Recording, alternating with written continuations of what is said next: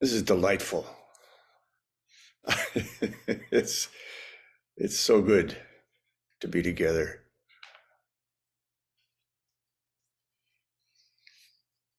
When Scobie Roshi several months ago asked me to talk about being time, which is a specific Zen phrase, I said I have no idea what that is.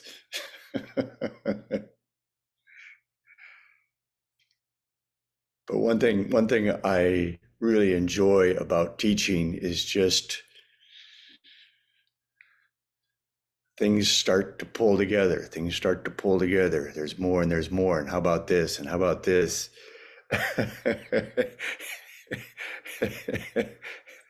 And now I'm feeling like, wow, I wish we had a day together, and we could just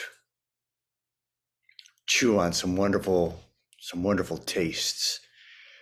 For those of you who don't know me, I'm Gordon Greene, and I'm the abbot of Chosei Zen. And right now I am in southwestern Wisconsin. It got below freezing last night. Um, there's snow on the north slopes, no snow on the south facing slopes. I'm seeing sunlight in the trees. As I say, I wish we could share that. So I said how good it is to be together. But there was another phrase that came to me this morning that was, I'm so happy to spend time with you. Notice the difference between those two sets of words. They're very different. I am so happy to spend time with you. Spend. What else do we spend? Money, time, limited resource. So there's an arrogance that I am willing to spend time with you. I mean, I could be preparing my bicycle for a bike ride, or I could be eating breakfast, or I could be doing many other things, but oh no, no, no, no. I am spending time with you.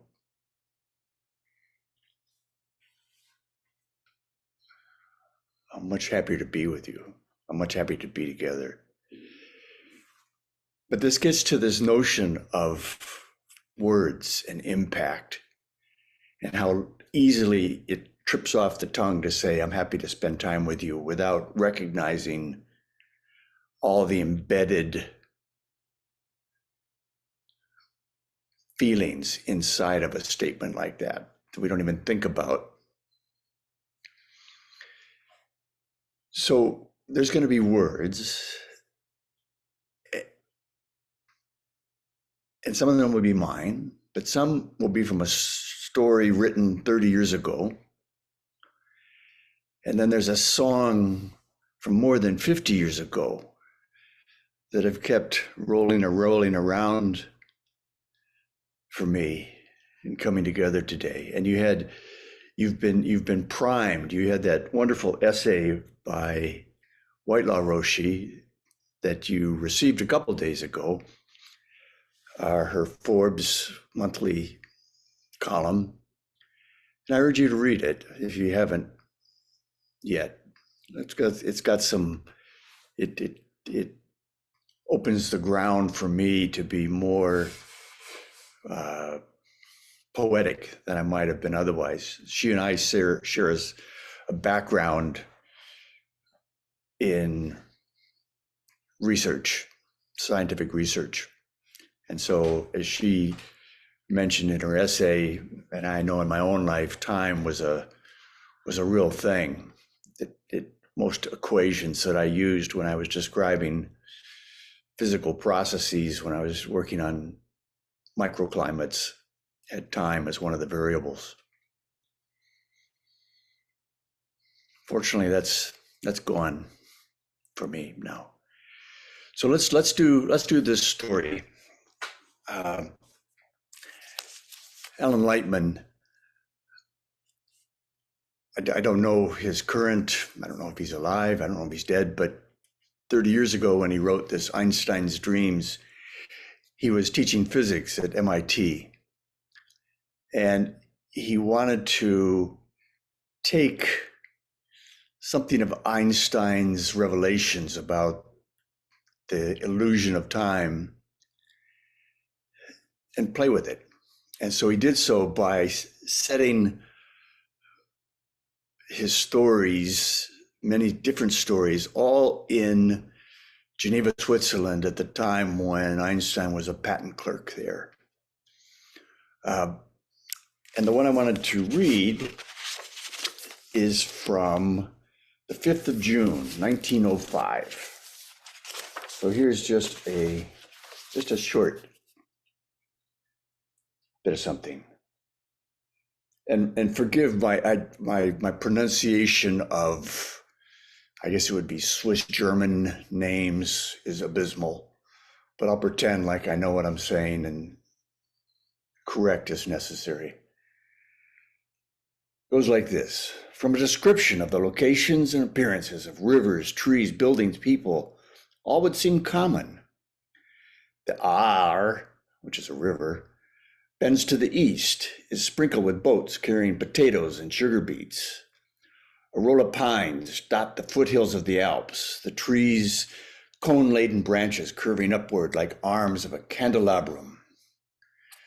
3-story houses with red-tiled roofs and dormer windows sit quietly on Aar Strasse overlooking the river. Shopkeepers on Marktgasse wave their arms at passerbys, hawking handkerchiefs, fine watches, tomatoes, sour bread, and fennel. The smell of smoked beef wafts down the avenues. A man and a woman stand on their small balcony on Kramgasse, arguing and smiling while they argue. A young girl walks slowly through the garden at the Kleine Schnauze. The large redwood door of the post bureau opens and closes, opens and closes. A dog barks. But seen through the eyes of any one person, the scene is quite different. For example, one woman sitting on the banks of the Aar sees the boats pass by at great speed as if moving on skates across ice. To another, the boats appear sluggish, barely rounding the bend. In the whole of the afternoon, a man standing on the Aar Strasse looks at the river to discover that boats travel first forwards and then backwards. These discrepancies are repeated elsewhere. Just now, a chemist is walking back to his shop on Kochgrasse, having taken his noon meal. This is the picture he sees. 2 women gallop past him, churning their arms wildly and talking so rapidly that he cannot understand them. A solicitor runs across the street to an appointment somewhere, his head jerking this way and that, like a small animal's.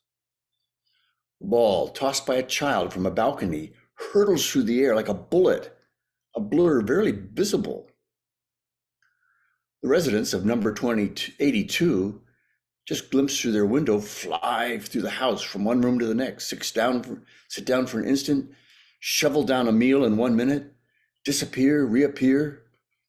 Clouds overhead come together, move apart, come together again with the pace of successive exhales and inhales. But on the other side of the street, the baker observes the same scene.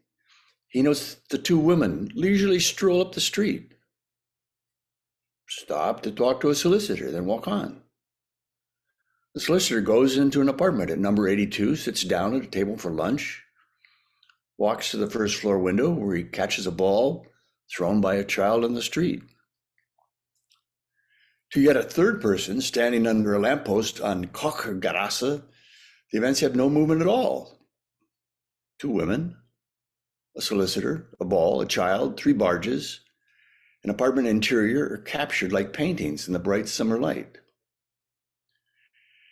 And it is similar with any sequence of events in this world where time is a sense. In a world where time is a sense, like sight or like taste, a sequence of episodes may be quick or may be slow, dim or intense, salty or sweet, casual or without cause. No, causal or without cause, orderly or random, depending on the prior history of the viewer. Philosophers sit in cafes on Armhausgasse and argue whether time really exists outside human perception. Who can say if an event happens fast or slow, causally or without cause, or in the past or in the future? Who can say if events happen at all? The philosophers sit with half-opened eyes and compare their aesthetics of time. Some few people, are born without any sense of time. As consequences, their sense of place becomes heightened to an excruciating degree. They lie in tall grass and are questioned by poets and painters from all over the world.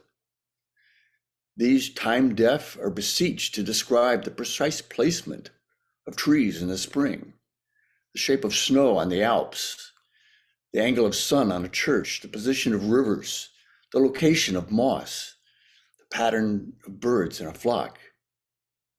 Yet the time deaf are unable to speak what they know. For speech needs a sequence of words spoken in time.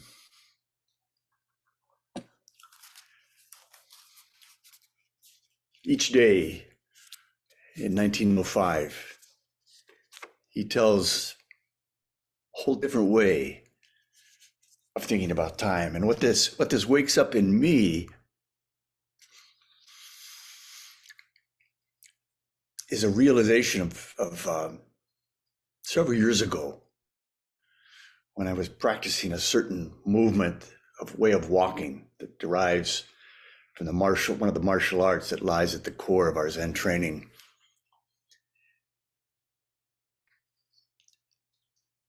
And what struck me is it was I could take apart my sense of identity.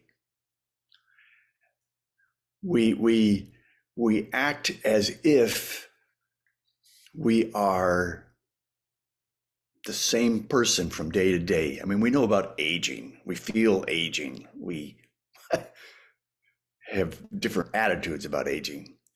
But for the most part, we kind of hang on to a sense of this is me. And the default assumption is I'll be the same person tomorrow that I am today.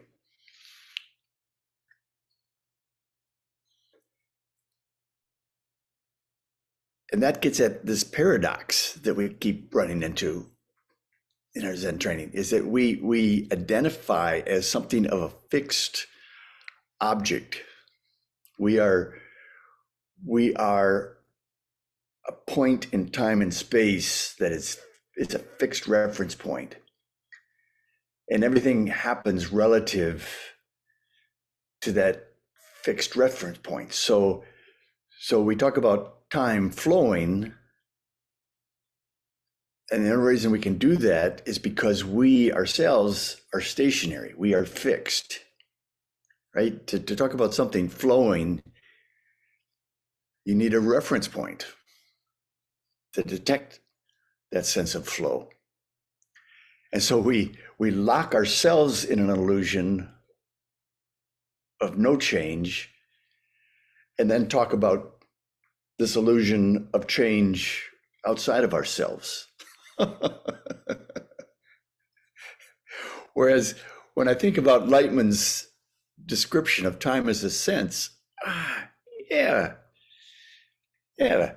How is it that I am not the same assembly of thoughts and neuromuscular tension at this moment that I was when I started talking with you. It's much more useful to me to feel those shifts and changes than it is to just say, well, here's Gordon talking. Can I feel how incredibly different life can be experienced if this isn't fixed, if this isn't just sort of held together? And we've talked in many other settings about this notion of sort of the tyranny of habit or the tyranny of identity, that we fight like hell to kind of put ourselves together, right? The angst of being a teenager, the struggles when you turn 40, all these times in our lives where it's like there's a premium on having, forgive the language, your shit together, right? That's a good thing. That's somebody who really has got their shit together. From my perspective, all that means is they've just locked in a bunch of stuff, and it's going to be painful when they realize that you can't lock stuff up like that. It's an illusion. It's unnatural. What's much more natural is just that ebb and flow of, my shoulders are like this, and now my shoulders are like this. And this side of my nose is itching, but this side of my nose is not. So when time becomes a sense, you can refine it the way you can refine your sense of taste. You can use it, you can play with it, you can write poetry with it, you can do all kinds of things with it. It doesn't have to be sort of a metronome. It doesn't have to be you fixed with all this other stuff going by you. It's much more fun to just say, what if I jump in that river? Instead of watching the river flow by, what's it like when I jump in that river?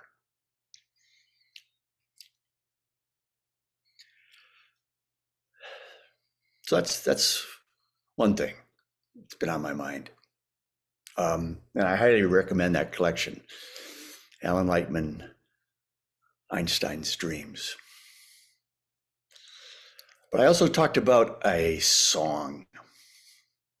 I was born in 1950, so I don't know about you guys, but there's just certain eras of my life where the songs are still so immediate, still so alive. Without knowing anybody's age, sometimes if you can't see them, you can just ask them about songs that are meaningful, and you can really pinpoint their age. So there was a singer-songwriter, British, named Sandy Denny, and she was writing and singing late 60s, early 1970s. Tragic death at age 31. But before she died, she did some memorable songwriting, including one I would imagine you would recognize. So let me at least give you the opening verse. See if you connect with this.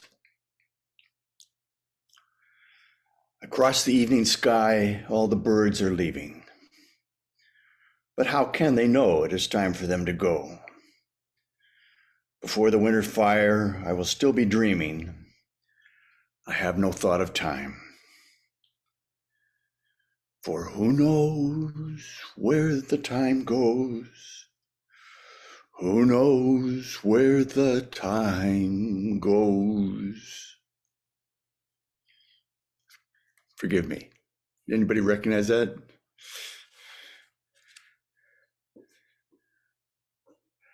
And it struck me, what a great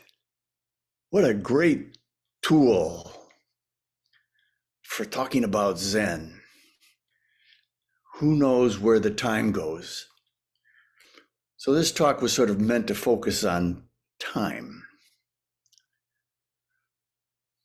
But I'd rather kind of shift now to that who, which is by far one of the sharpest, deepest tools we have in our Zen. Where you take a look at any phenomena and you ask who? Who? This contrast of these birds, all the birds are leaving, right? The evening. You know what that's like. Evening sky, birds are leaving. Who told them it was time to go? what I can't be a bird, but I would imagine for a bird, that's a really nonsensical question, right? Who told them it was time to go?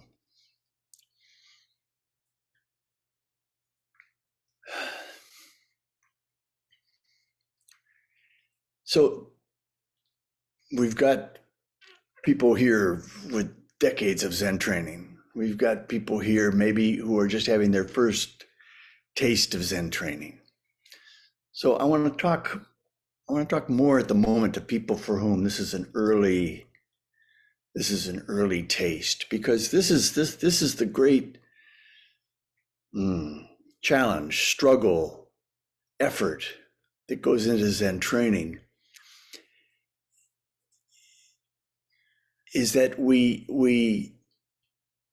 converse, we gather, we talk from within an illusion that I am a point identity, that I am a relatively solid point of reference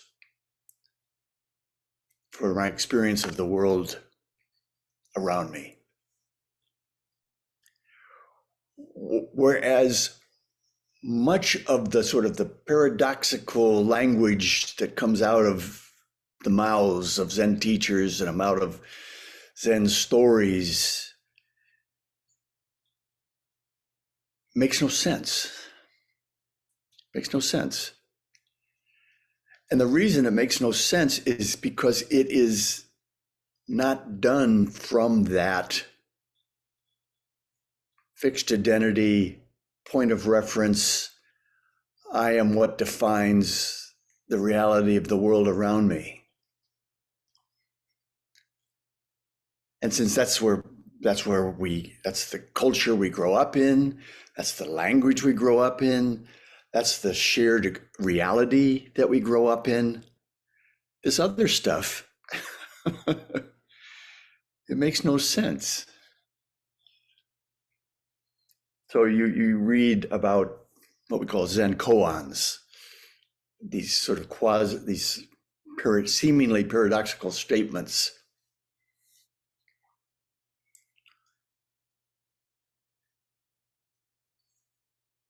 And you butt your head up against those. And I would imagine, Zen is a fairly uncomfortable, fairly unforgiving.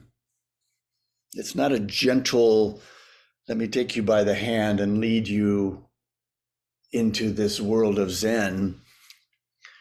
It's more like there's some glimpse you have of that this reality, you've got it wrong. You're not sure why you got it wrong or how you got it wrong, but there's something that's painful. Just in my own life, graduating from college, out in the world, up until college, I kind of had my shit together. I had a sense of who I was and what I was. And then you're sort of released from the bounds of that. You get a certificate and it's like, oh man, I really have no clue. And the way I would label it or describe it was that there's some barrier between me and others. It was a physical sensation. And it felt wrong. So it wasn't just a physical sensation like, well, that's just the way things are. I'm here and you're over there.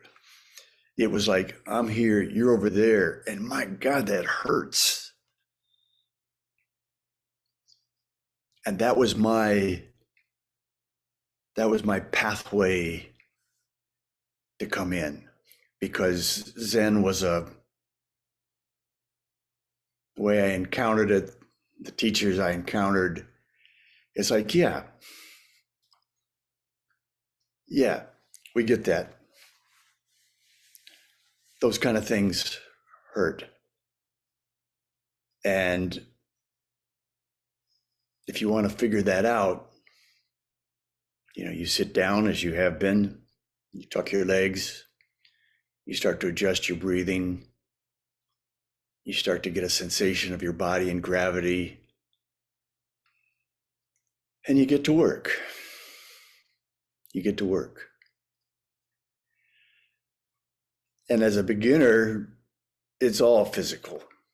The teacher will say, you'll have a question, you'll have a doubt, you'll have a fear, you'll have something going on, and they'll just say, go back and sit some more.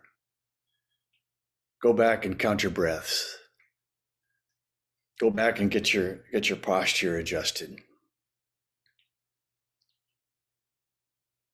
And the reason they're doing that is because they, your teacher, are helping to shape you as an instrument of inquiry. You've got this thing you want to sort out, this pain of self and other. And they know it's not going to happen with whatever you've got packed in between here and here, right? Because if you could figure it out with what you've got packed in between here and here, you wouldn't be talking about Zen. So how to shape, how to refine you as a therapeutic instrument. And initially that therapeutic instrument is to heal your illusions, and how wonderfully that then becomes an instrument for healing others.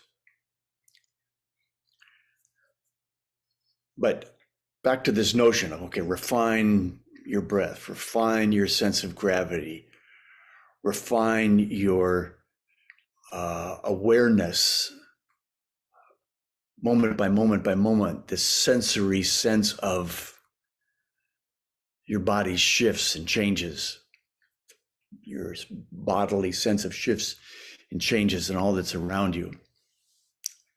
That's good and necessary. With that, as that tool starts to become useful, now we up the game, because now the question is, who is doing that? Well, it's me. I've been the one doing the zazen. I've been the one doing the breathing. Yeah, you sure? Nothing else? Nothing else kind of impacts that? Nothing else kind of creeps in on that? Where you're looking out, like as I am here, I'm looking out on a hillside, and just since I've been talking, I'm facing west, and so the sun has been coming up behind me, and that means that the light first was at the very tips of the trees, and now the light is coming down and down and down, pretty much getting close to the base of the trunks where it hits the ground.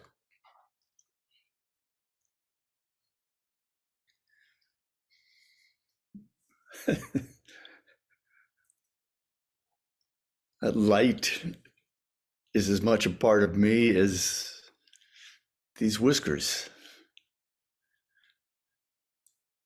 That light coming down those trunks of the trees to the ground shifts gravity in my body. That light coming down brings breath down in my body. So this question of who knows where the time goes, forget about time. As White Law Roshi told you, it's an illusion. It doesn't flow. Don't worry about time. Worry about who. Who is having these sensations? Who is having these experiences? Who feels like they are shaping, crafting reality around you?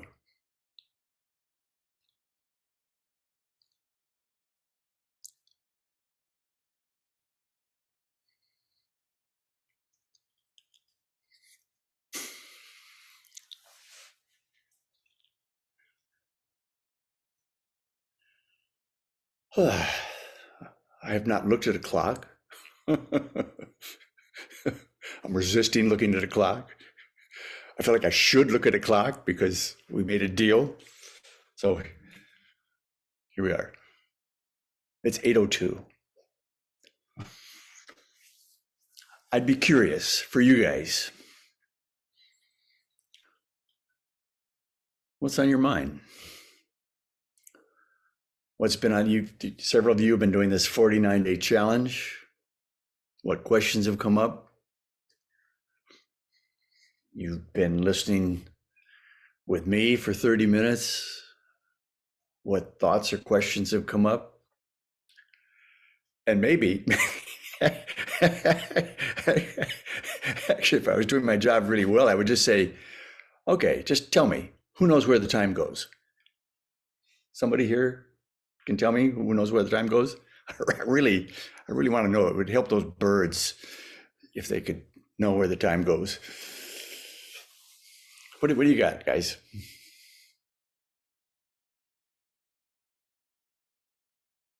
You're welcome. And it strikes me how you talked about being stuck, not knowing what's going on is a bad thing.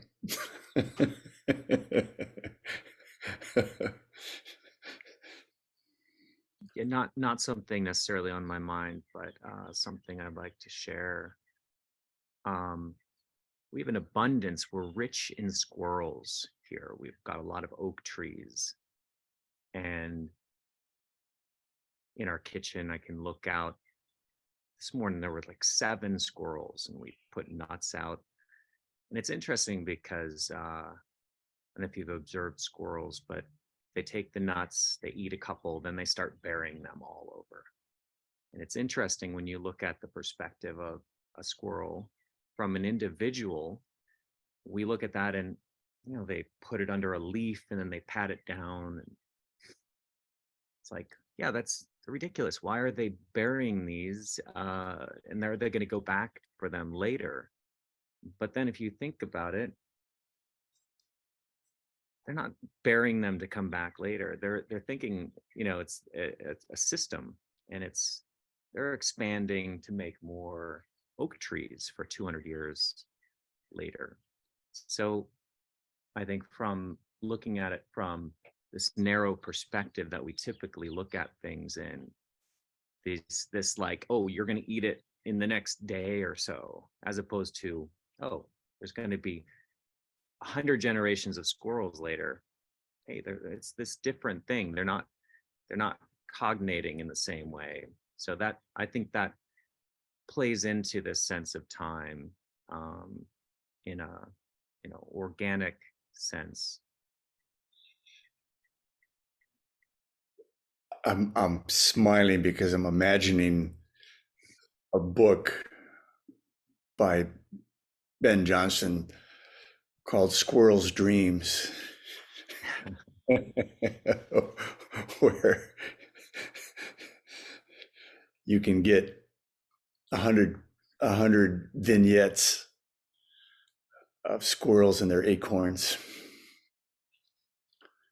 But yeah, thank you. I mean, that multiplicity, so many things being true at once, is very powerful. Very powerful.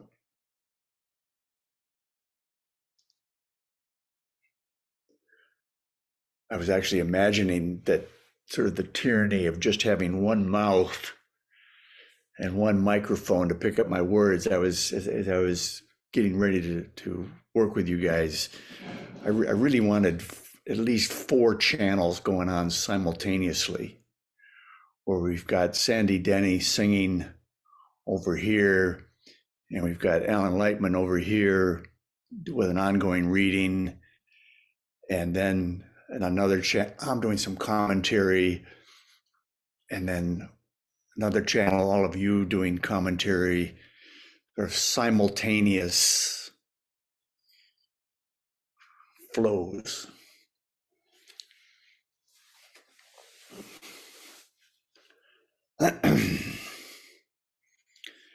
Anybody else? We don't need. I am. That's a trouble. Is when a Zen guy goes quiet, they can stay quiet for decades. So you don't ever want to try and out quiet a Zen person. But I don't need to prolong this longer than is useful for any of you. But there's happiness in just being together. Kelly had her hand up. Sure. Good morning. I'll start with an admission that I wasn't going to come to this talk because it's, Zazen's 5 o'clock in the morning for me, and I haven't had enough time recently to get enough rest. And but then I woke up just in the nick of time and could show up and slide into my cushion. Hoping Patelli Sensei's Jiki wouldn't say, you should be there earlier, because I know I should, but I felt like, oh, I'm just going to come. And for exactly what you said, to be together, it's really helpful. And so I was riveted with your description and the book, which I'm going to get, and really realizing, oh, okay, tomorrow there's Sanzen, and then there's summit organizing, and they're really, really different experiences of time or of being. And so I was, as you were speaking, I was feeling into the multidimensionality, I think, that you were kind of speaking of. And what landed, and I was wrestling with, not wrestling, I was just really appreciating how you were acknowledging these different senses of time. But what landed it for me was when you said, I'm not looking, I didn't look at the clock, and I'm resisting looking at the clock. And then the catchphrase, if this was a hexagram, but I made a deal. And to me, then it was like, oh, I keep making a deal to be a part of, society or whatever, where time is understood in a certain way. And I can moment by moment choose to make that deal, but not, but I didn't contract my life away in the deal. And thank you for the catchphrase that help me understand what the, something, help me understand something. Thank you. Wow. Yeah. Who knows what lands where, right? And there's that who again. Thank you. Thank you, Kelly. I'm just feeling into something that you invited us into this morning that feels so spacious, and I just want to acknowledge it. Kelly speaks to the summit, and one of the themes of the summit is one withness, the sense of connection, being one with in that flow. And a lot of times we think of being one with as being sort of like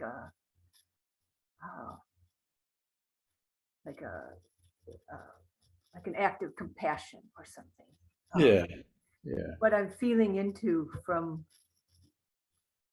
your words this morning is how it's the flow of freedom. The flow of freedom. that the more we can be one with, the more perspectives we take, the more light beams we ride on, the more rivers we join, the more people we see who the lens through, the more squirrels we pat down the grass with, the more we're free. Yeah. And we're free of us. We're free of I. And how vastly that opens up the experience of the world.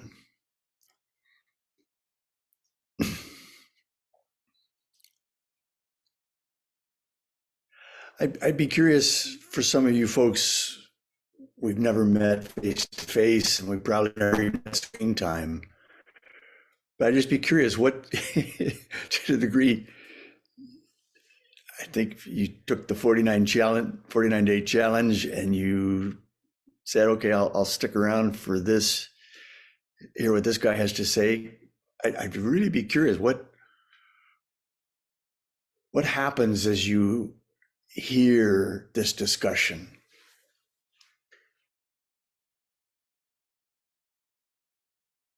Thank you.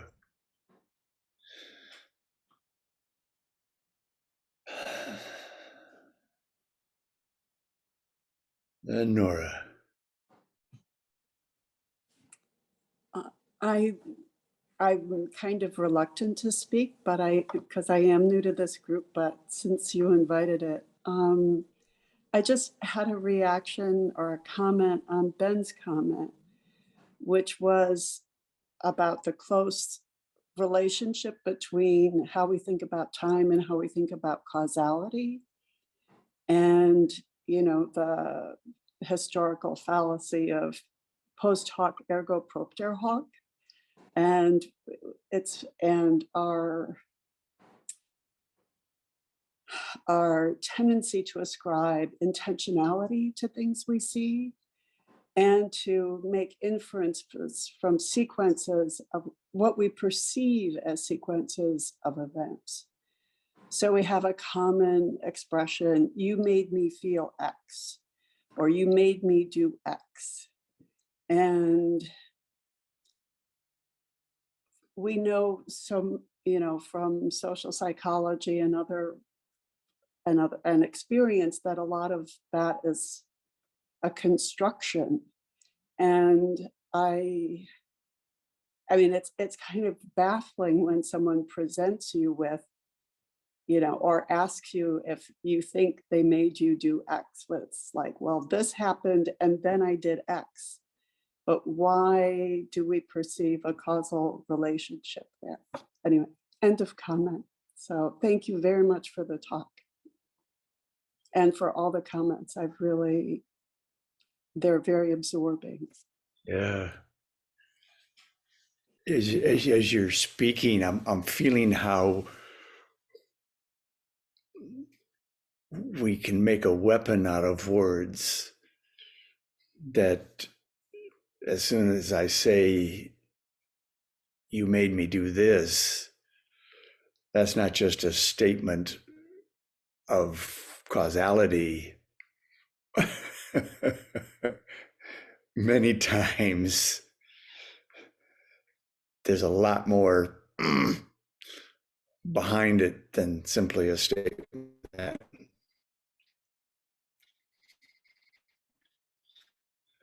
Yeah.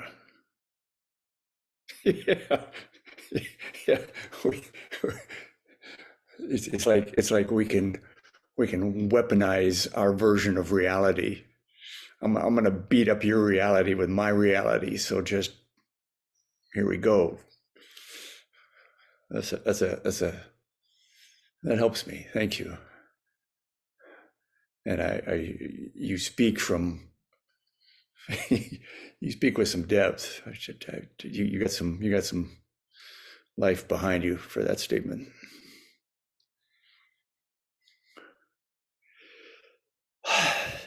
Anybody else? Anyone else want to be helpful to others? Uh-oh. James. Well, I don't, it's not going to be helpful probably. When you were reading the Einstein's dreams and the descriptions of what different people were seeing.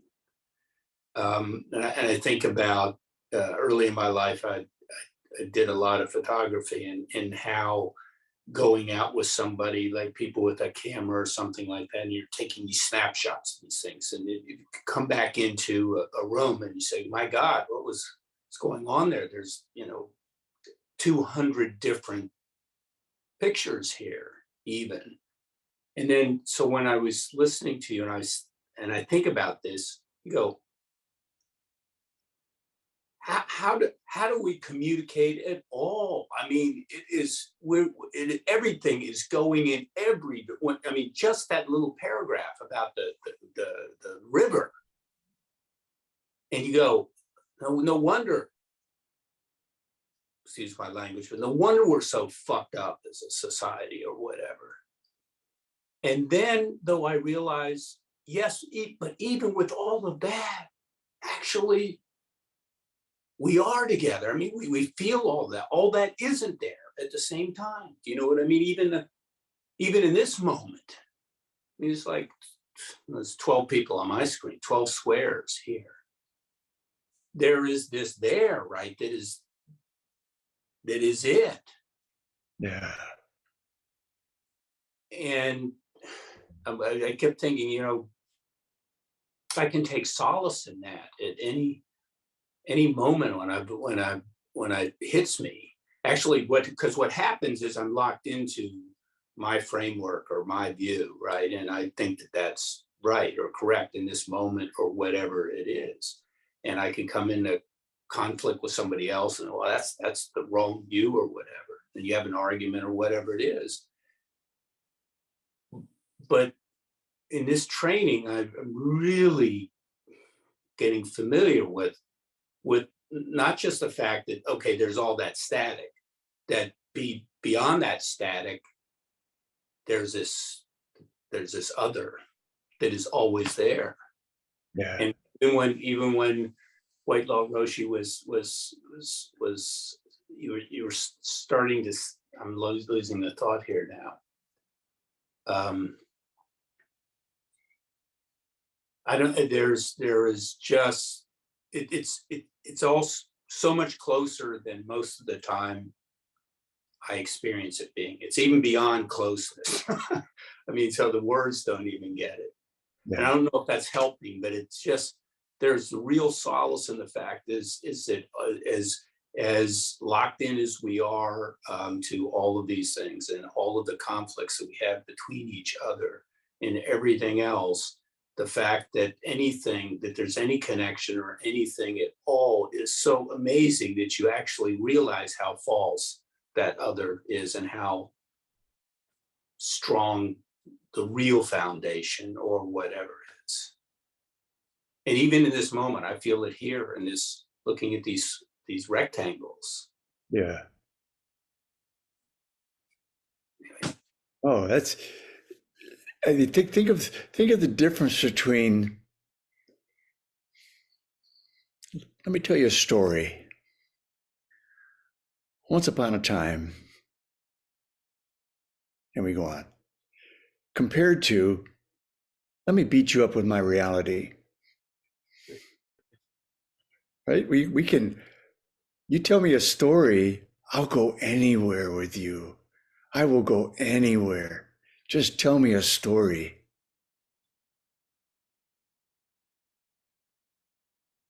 Well, once we get into an argument about reality, right? But another thing I wanted to at least mention with you guys, especially people coming new to Zen, that you may have heard of a word we use, it's sort of like a technical term, comes out of the Sanskrit, called samadhi, which is kind of a dissolved kind of awareness, a dissolved sensation, psychological, emotional, physical. It's a different way of being that comes about, at least for us, through our development of our breath and our sense of gravity. And I was thinking of people who have had this incredibly heightened sense of time disappearing as a phenomena, sort of the way Ken is talking about that mountain, right? That by the time you've lived any number of years, you've had experiences where you simply have time being a mountain. And there are, I think of athletes describing a heightened flow state. I don't know if that's a useful word, but a sense of there's no sense of causality, there's no sense of before and after, there's no doubt, there's no hesitation, there's just what's next, what's next, what's next. The ball comes, the ball goes. Certainly musicians speak of this experience where you just hit that groove and you hit that groove and it's just a different world you're living in.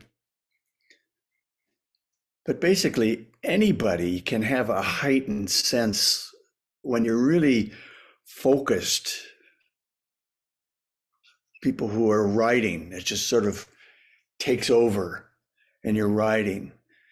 People who are playing with a baby and time just simply disappears. All there is just play and giggles. And so we have these fragments that we acknowledge and that we love and that we cherish. And we think of them as being simply fragments rather than, oh, that's just the way it is, actually. We set them as sort of being this special thing rather than as the actual thing. So we talk, you've heard perhaps how we train in our Zen tradition with both classic Zen things like sitting Zazen, but we also use various arts, and that this comes out of our sort of our Japanese heritage, where things like cooking is considered a high art, or serving tea is considered a high art, or battling with bamboo swords is an art. Shooting an arrow is an art. Picking up a brush and doing calligraphy is an art. There's all these arts. So let me just take a moment. What's the deal? Why Zen and why arts? And it depends kind of on the individual, but for many people, it's relatively, with time and experience, you keep doing something long enough, you're going to have that flow state. You're going to have that experience. And it's going to be contextual. When I pick up a sword, this is what happens to me. When I pick up a violin, this is what happens to me. When I pick up a brush, this is what happens to me. Sort of in the neuromuscular system, our body is ripe enough to go into that flow state. Okay? The damn thing about Zen training is that on the Zen side of the equation, they say, well, you know what? That's nice. That's good. I'm happy for you. And that's just not enough. It's not enough because it's contextually bound. Your that sense of dropping the boundaries between self and other, mind and body. You've resolved those dualities. You've resolved that paradox, but only in a certain context. How much of your waking day is spent in that particular context. There's all the rest of the time when you get pissed off at the driver who cuts in front of you on the freeway and when you are dismissive of the clerk at the grocery store who rings up your grapefruit incorrectly, you're not in a flow state. You're just in a I'm pissed off state. What makes Zen tough is it just says, listen, folks, it's kind of all or nothing. It's kind of all or nothing. That it's not just a collection of little experiences like that. It's a revolution that has to take place so that your sense of things is full-time, all settings, all places, all circumstances. There's nothing contextual about it. So we sort of pose it sometimes as if Zen and the arts are sort of these, the yin and the yang, or the active and the passive. They're not equivalent phenomena because the arts are always contextual and they can point you to experiences, but that's all they can do. They can't blow up in the way that I'm describing on the Zen side. And so I watched this in my own Zen teacher when I was living in the monastery, how painfully,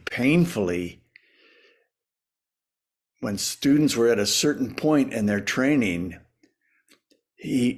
because everybody would have one or multiple arts that they were also training in, physical arts, fine arts. And at a certain point, he would just have to take that apart. For all your 30 years of mastery in archery, you know what? It stinks. It really stinks. It makes me physically nauseous to watch you pick up a bow.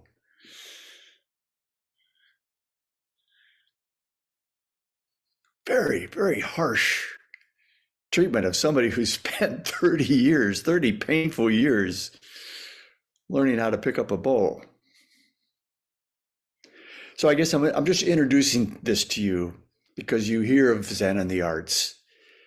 And my perspective on this may not be shared by others, but this is my sense of what we're doing and the difference between a context-bound, altered sense of reality versus just blowing that all up. So that it's this sensation of I am a radically different person at this moment than I was when I began speaking with you.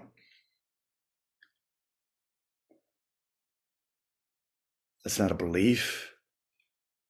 That's just a sense. That's a sense in the way that Lightman was talking about time as a sense.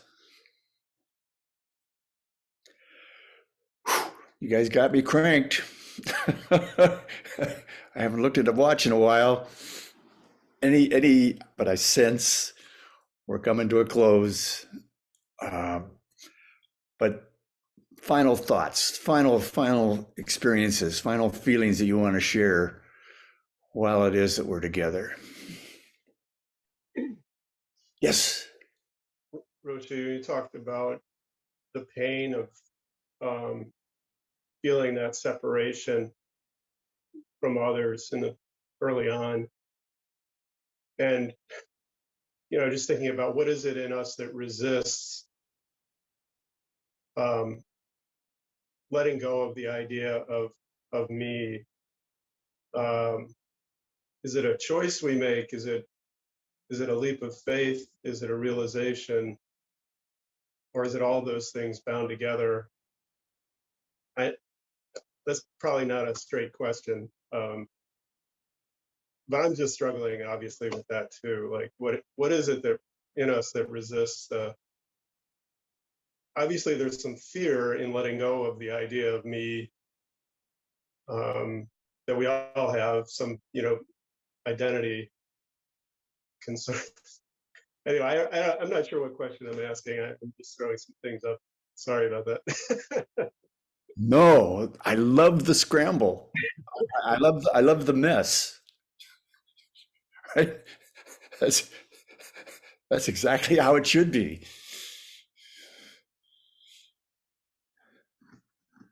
Keep going. Keep going. Keep going. Yeah, so I guess it's just the resist, what is it? Well, I mean, maybe I'm asking you how, is it the penetrating that resistance? Is that an intuition, or what is it what's the starting place for that? The starting place is your question, your ability to question. The fact that that's a significant question for you. Nothing more profound than that.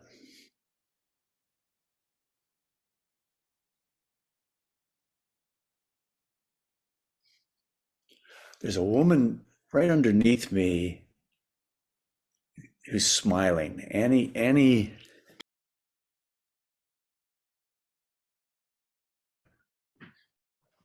Yeah, thank you. I know of others on this screen who've been asking, what's the point? What's the point? Heather, how are we doing? I think we're getting to close to our end. Mhm. Does it feel like a stopping point for the crowd? Yeah, thank you so much. For me, this was delightful. So thank you. You're welcome. Thanks for the invitation.